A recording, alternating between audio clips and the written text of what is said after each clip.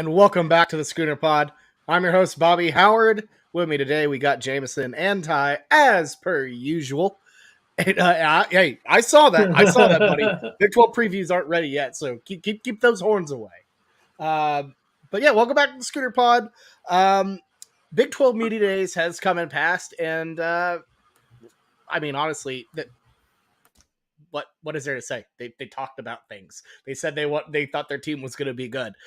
I really don't know what there is. The only big takeaway is just another, kind of really funny, weird Brent Venables quote with the fire hose is fully inserted in my mouth here. We've been blowing and going.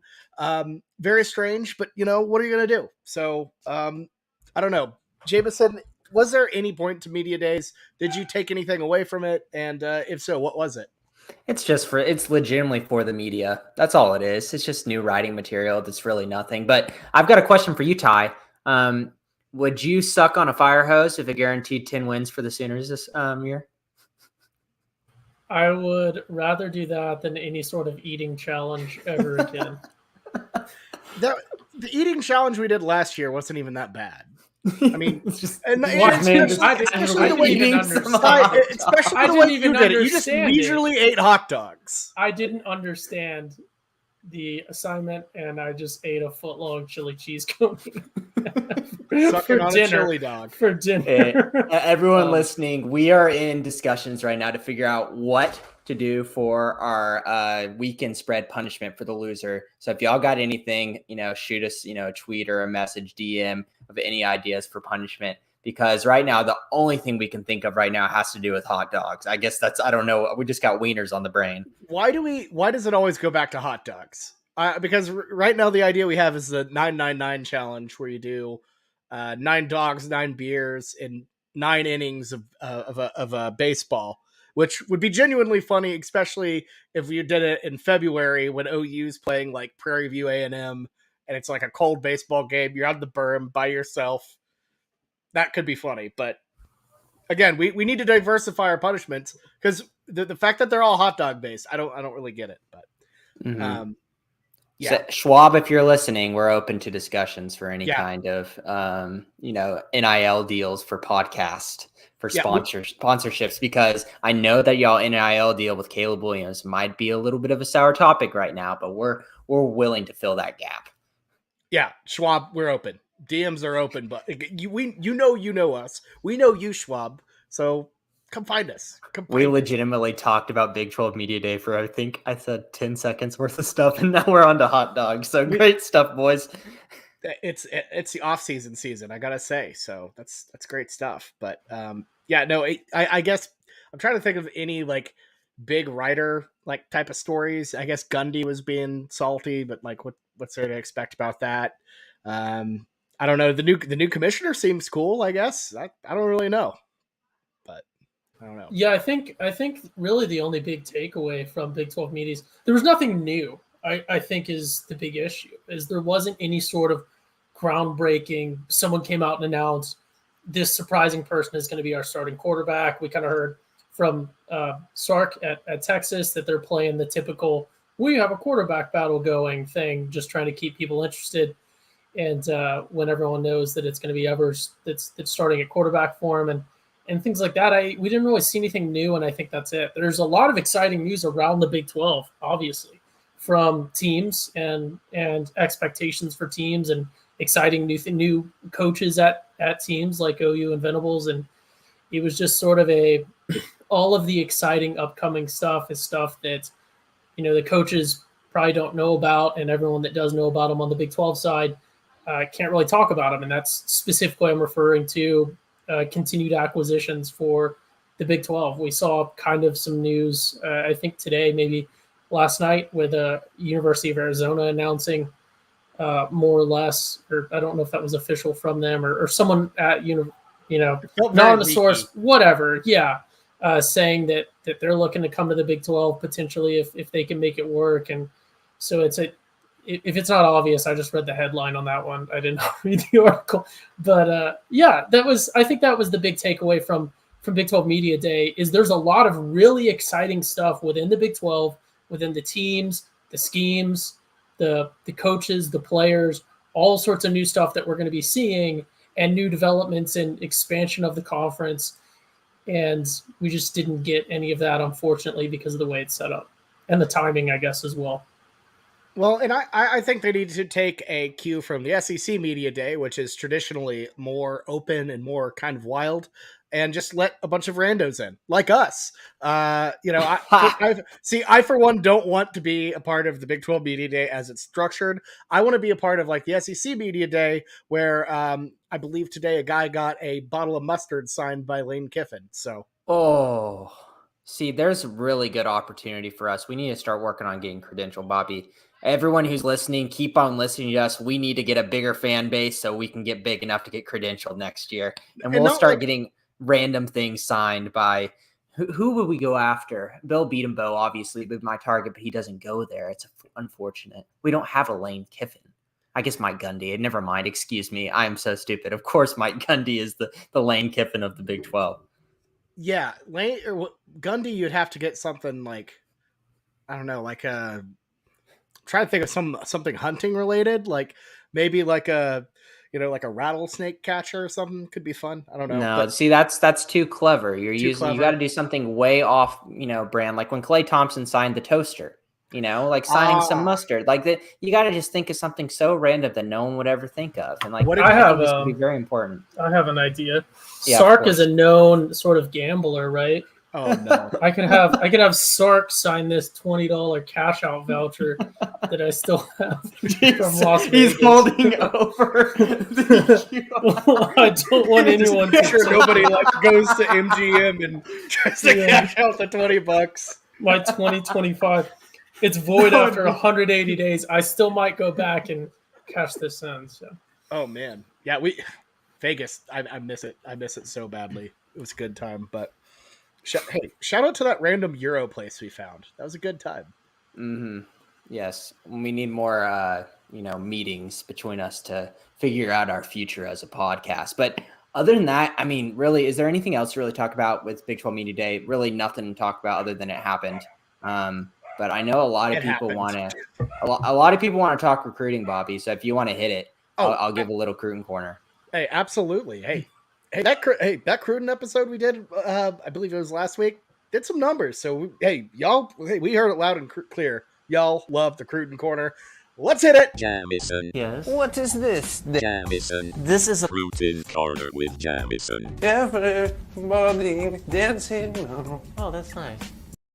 All right. This is really heating up. Things are looking really good for OU. And obviously, everyone knows that we got hot right when we needed to. We were getting a lot of bad rap in the media and the general public saying that we're cold and is OU recruiting dying without Lincoln Riley? And we just hit it hard. And our players are moving up in the recruiting rankings too. We just saw, the head of our class, Jackson Arnold, get his 5th star on 247, putting him in I think the top 15 or 16 in the nation on their rankings. And then we also saw PJ Adebaware on 3 get moved up into the top 10, number 7 or something. Yeah, he's 7th overall. That's just because insane. That's how good he did at this camp this weekend. It's showing that he is so fast and he's so long off the edge that people have so much issue. These are high school seniors trying to block an athletic freak who's that long and that fast and that crafty. That's tough. And we got something really special there, getting a really nice foothold in Missouri. But let's talk about our 2 new commits too that we got since the past week. We've been talking about Dalen Smothers a lot. And he ended up committing, the Yamaha that we had talked about, putting 2 running backs in that class. That was a good get. But I really want to talk more about Lewis Carter, linebacker out of Tampa, because a guy I didn't talk about as much on this podcast, even though I knew, we were in discussions with him. I just didn't know how close and, legitimate his belief in wanting to be an Oklahoma Sooner was. And he just came out and made a top 2 very quickly and then committed while he was at this camp this weekend. And now we got 3 linebackers in this class. Him, Samuel Almasigo, and then Phil Picciotti. And Samuel Almasigo and Lewis Carter both tick in the new 247 rankings. They're number 6 and number 8 linebackers in the country. So this is a great, great unit and someone to be really proud of. And if you go watch Lewis Carter's tape, it's a fun tape to watch because, a lot of the time you watch these high schoolers tapes and you're like, okay, you're just playing against inferior opponents. This guy's just more of a physical freak. But this guy hits people hard. You can tell he is strong. This guy's going to be a fun linebacker to watch whenever he gets on campus in a year. Yeah, I mean, stacking that linebacker class is, just massive given, it's Brent. Defense is his thing. Linebackers are his thing. So getting guys who can really play that position, absolutely huge. And then obviously, the strength we've had at the edge as well with, it's baffling. It's awesome. It's exciting. It's kind of like, it's wild to see these type of recruits come back to Oklahoma, and just truly exciting. But I want to ask, with how hot this July's been, what do you think the ceiling is for this class? How far do you think Brent, Levy, and the boys can go? Yeah, the players are telling us they're not over, and obviously we know that there's some big time names to watch on this board coming up here pretty soon. We've already talked about it a lot with oh my gosh, I'm just completely blanking on the defensive tackle from oh my gosh, I'm just completely blanking on his name. Defensive tackle from Florida that we're in on. I'm going to find it here. I'm just having a complete Derek LeBlanc. Derek LeBlanc from Florida, OU favorite here. He'll be committing in a couple of weeks.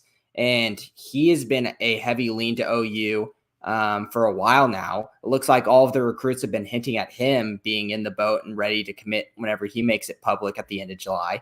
And there's some other names really and these are all defensive names that people are really going after. A lot of, news around Makari Vickers, who's a cornerback safety product, also out of Florida, high-end 4-star guy that just put down his top 3, OU, Michigan, and Alabama.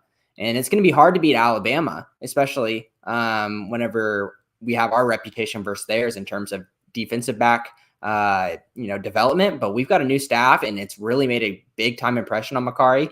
And he's really thinking about us. And this is a war that we could beat Alabama in. And that would be a big, big deal if we could grab a guy like that, 6'1" cornerback safety product that has the talent that Alabama wants him. And then just another name that I've said in the past that I just saw as of recently get a bump in the On3 recruiting rankings, and now is a 5-star, is Peyton Bowen. Peyton Bowen was the good friend and high school teammate of Jackson Arnold. In his current Notre Dame commit, but he's still talking to us, and he's still taking visits to Oklahoma.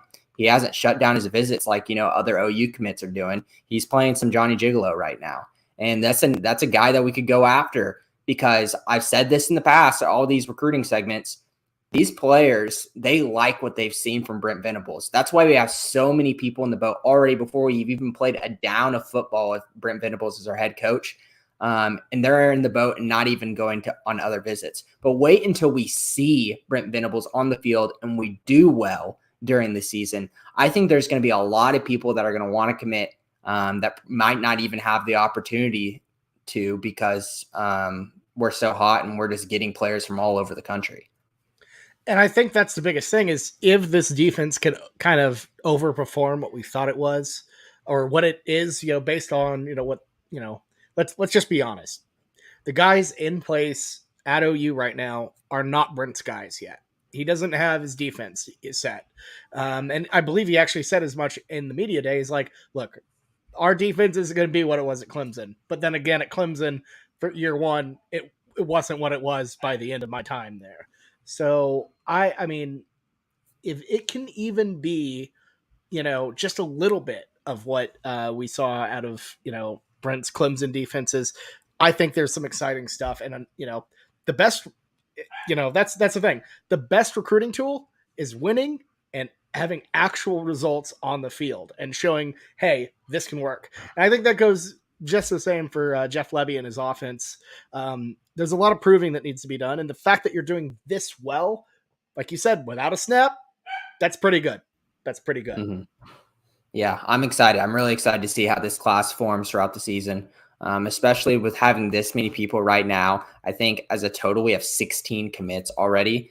And in a day and an era where you're taking a lot of transfers and you're having a lot of guys coming in and out of programs, having 16 commits already before the season, I think is a big time number. And honestly, I'm excited for it.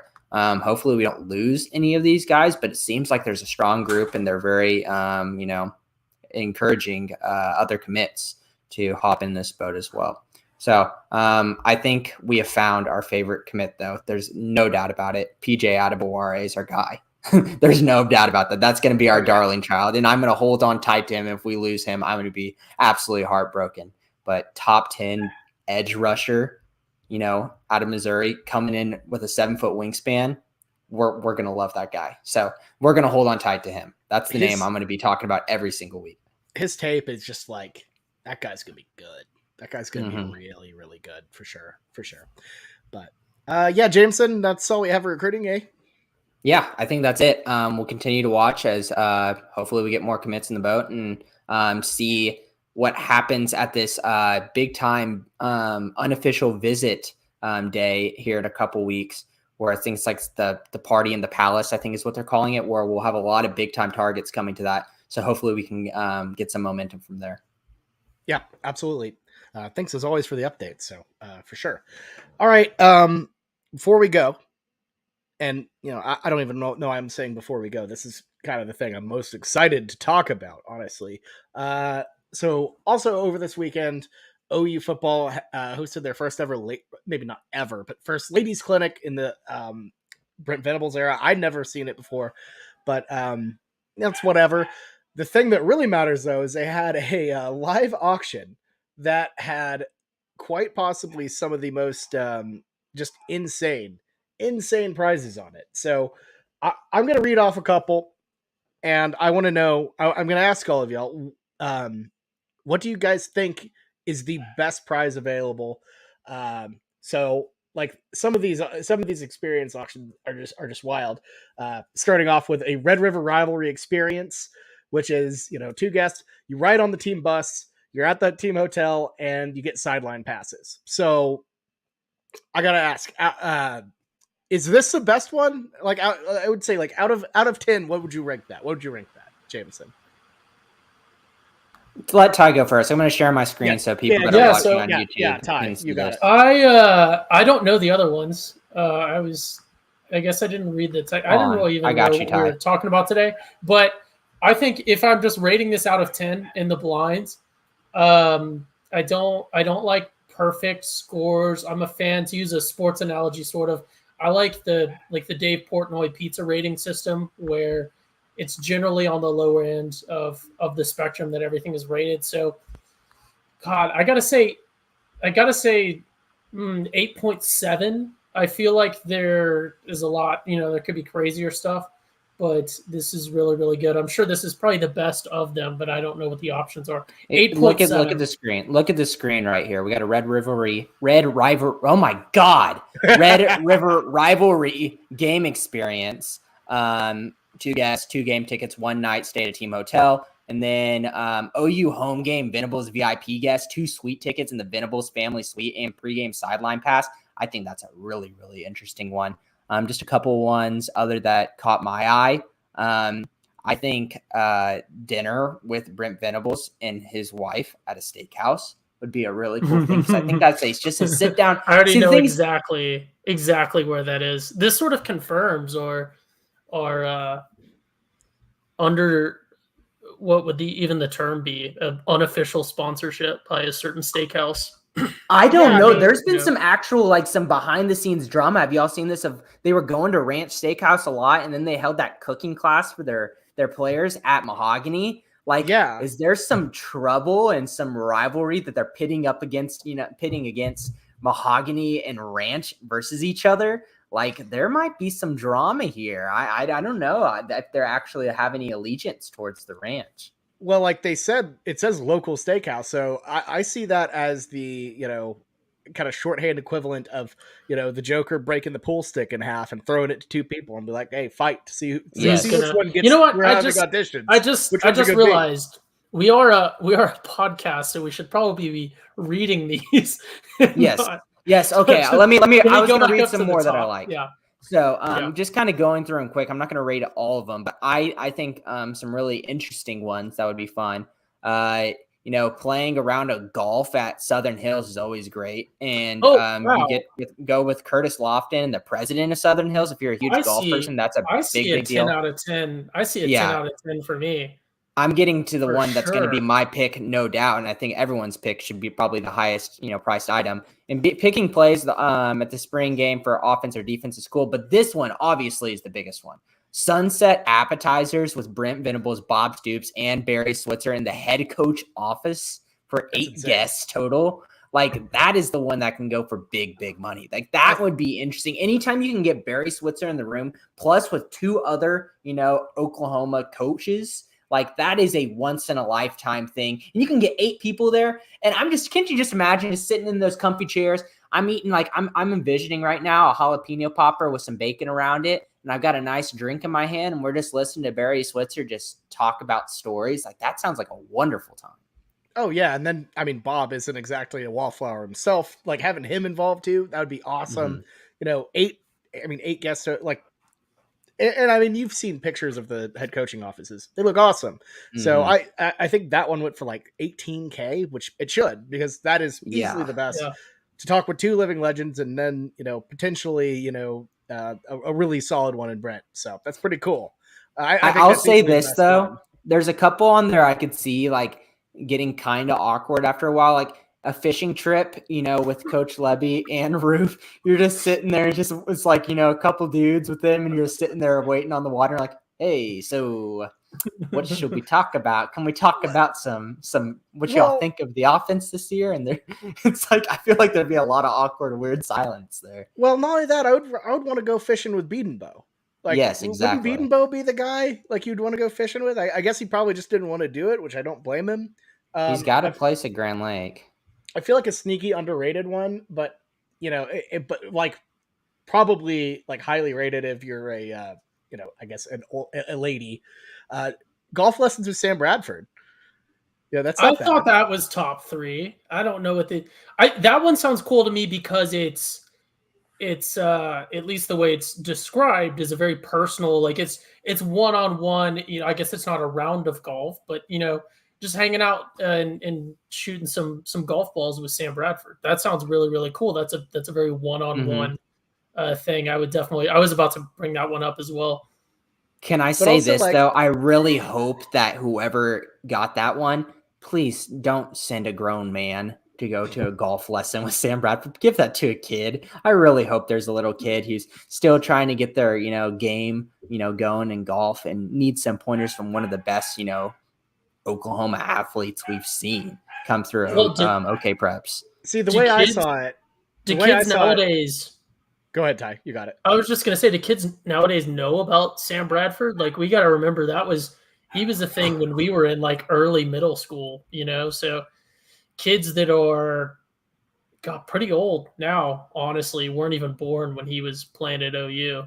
Oh, you fanatics! I feel like for us, that's like an equivalent of like, I don't even know, golf lessons with what's an OU quarterback? It'd be Heupel. It'd be Heupel, probably. I just want that'd be like, that'd be like Jeff Heupel and Sam Bradford were about 8 years apart. I thought Josh Heupel. I'm reading Jeff on the freaking screen. I'm sorry. That proves my point. Yikes! You don't even know. You don't even know his first name. Sorry.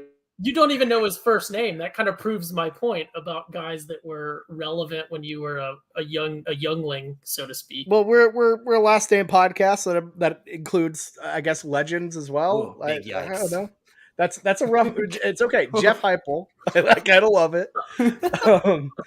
I always thought the golf lessons with Sam Bradford one guest is like some sort of cougar trying to like hit on Sam Bradford by, Now keep in mind, these are ladies out here, Be like, oh, Sam, help me with my swing. Whoever is taking that golf lesson better not actually know how to play golf well. That's another thing to say. Here's one. What do you think the worst one is? Because there's one that really jumps out to me as like the worst option out of all of these, but I think it might be perspective, because one of the ones that jumps out to me is not a great option is you get a Christmas card photo shoot inside the stadium. But I feel like if I had like a family and kids and we were mega OU fans, that would be really cool. But at the same time, I feel like it's auctioning for enough money that if you were a similar donor, you could probably just make it happen. Like that's definitely something that you can talk to your a donation coordinator or whatever. And that's like, they can give you a time to come and do a photo shoot on the field if you asked.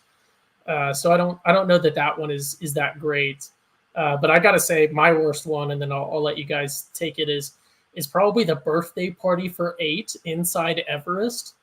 And there's just no one. It's up at the top if you scroll back up. There's no one named as being there from any sort of notable rep from OU, and it's just you can have 8 people come have a birthday party inside Everest. But I guess it might be cool if you. It'd be a recruiting birthday party, so you get the recruiting experience. No, there's two. There are 2 birthday parties. One's a recruiting birthday experience, and one's the it's a third one up. It's the indoor Everest party.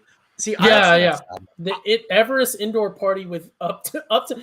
First off, it's literally an indoor football field. Like it's like 150 yards in length, and then I think 60 in width. So a little bit bigger than a 120 by a football field. But they're only going to let 8 people in there. It's like, all right, hey, little Jimmy, I know you want to invite your whole class, but you got to pick your favorite 5 people to come and do football drills with you. You're going to cause some huge rifts of who gets invited to your birthday party at your school.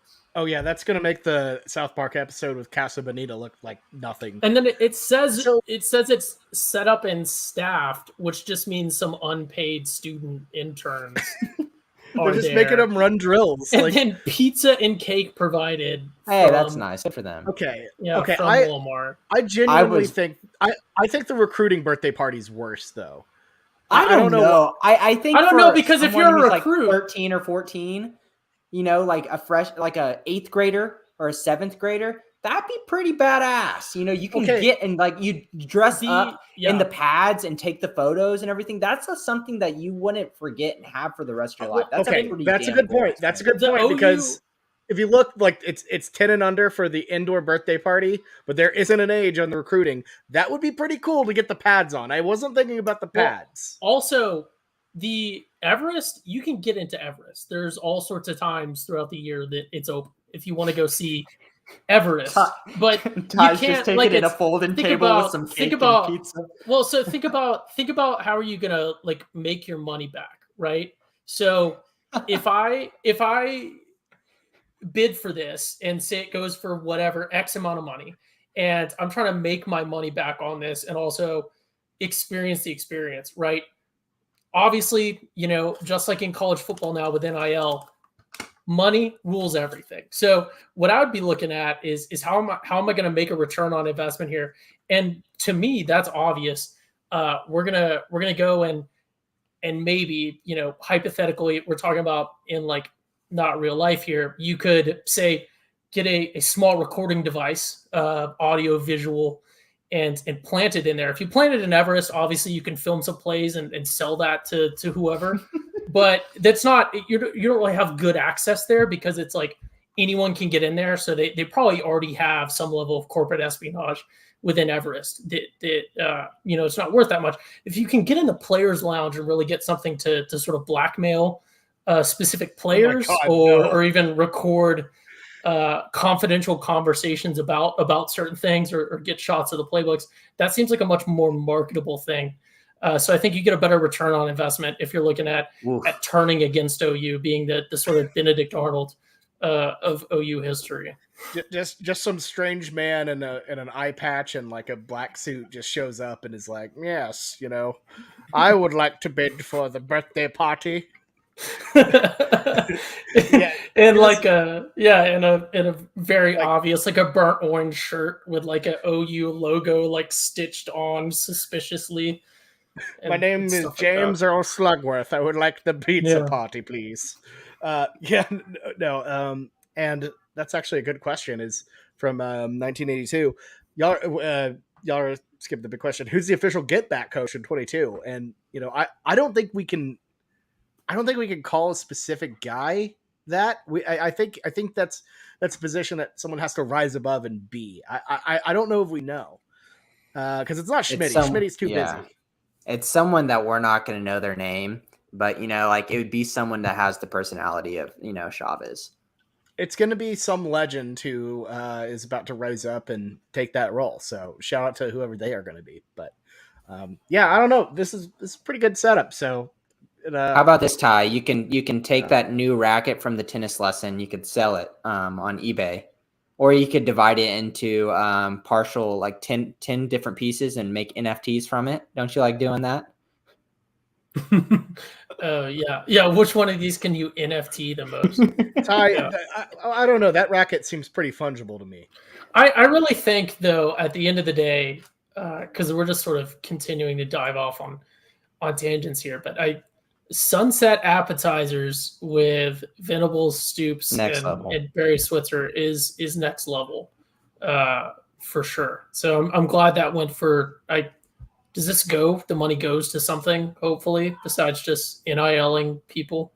But that's where we got it from. Everyone, thank you for your silent auction. Now we can finally get the big commit from Florida that we were trying to get this whole time. We were struggling, but thank you to the old women who dressed up in pads and hit random footballs and who said we were Broklahoma? Who said we're Broklahoma? We're out here just shaking old ladies down for cash, You think because of all the pink, it's going to like breast cancer, like research or something, but no, it's actually just going. Was it Saul that would go to the nursing home and he would like get his grandma to be his primary investor? It's like I can just imagine it right now. They're like, okay, let's send Brent Venables to the nursing home. He's like, I got an opportunity for y'all. This is a great deal. Don't you all want to make your grandchildren completely jealous? You are going to come up here and you're going to spend a day at the Oklahoma practice facility. We're going to do some really fun stuff, and you will have these pictures for life, and your grandchildren would think you're the coolest thing ever. It will only cost just a little bit, not too much, but it's going to go to a great, great purpose. Now, if they really wanted to exploit the grandma like NIL space, they should make those tiny little miniatures of the players, what do you call them? It's you're making another South Park reference where they started drug dealing those things. The Hummels. I was actually it was Better Call Saul when he flips the Hummel that looked like the other Hummel. Oh yes, that's right. That is right. That is another Breaking Bad. They both have Hummels. But that's what we were going for. The little German. On tonight. It's on my brain. What can I say? So Ty, I'm sorry. What were you saying earlier? I think you guys are really not getting it. If we're talking about extorting money from grandmothers at nursing homes for the purpose of NIL, Barry Switzer is your guy. It's not Brent Venables. I don't know who Brent Venables is. You tell me Barry Switzer, goes in with all his championship rings on and that fur coat that he's known for. Is everyone in the nursing home knows him. He'd go in there, and he would. I think the only person that could get more money out of people at a nursing home is the diabetes dude. Oh no, dude! I think is it Wilfred Brimley? Like, God, did I do it again? Oh no! Come on, Wilfred, it'll be okay. All right, this is a great place to end. Good job. Hold on, is he okay? Is Wilfred? No, Wilfred Brimley died in 2020. Oh no! Oh no! This is like the fifth time, maybe. No, this is, I think, only the third time that I mentioned someone who passed recently. This is awful. It's okay. It's okay. It's okay. It's good. I think this was a really fun segment. I'm glad that we did this. This was a blast. This felt very like classic Schooner Pod. I really did enjoy that. So, yeah, man, we're almost there. I gotta say, when we were first thinking about everything and thinking about a full off season, it seemed tough, but here we are. We're out here filling up content, talking about old lady auction items. So can't complain. But anyways, Jameson, anything you want to say before we head out here? Nope. I say we end her. Ty, you ready to end her? Yeah, I think we are. I think we got all our talking points out for sure. Okay, cool. Yeah, I think we're done. So, yeah, anyways, thank you all so much for listening. We always appreciate it. So make sure to subscribe if you haven't, either on YouTube or wherever. We'll be back later this week when we break down, well, we specifically would Ty and Blake break down the ACC and yet another conference preview. So Possibly tomorrow if we're doing that live. Possibly tomorrow. We'll see. But anyways, for me, Jameson and Ty, this has been the Schooner Pod. Y'all have a good one. Boomer Sooner, and rest in peace to Wilfred Brimley.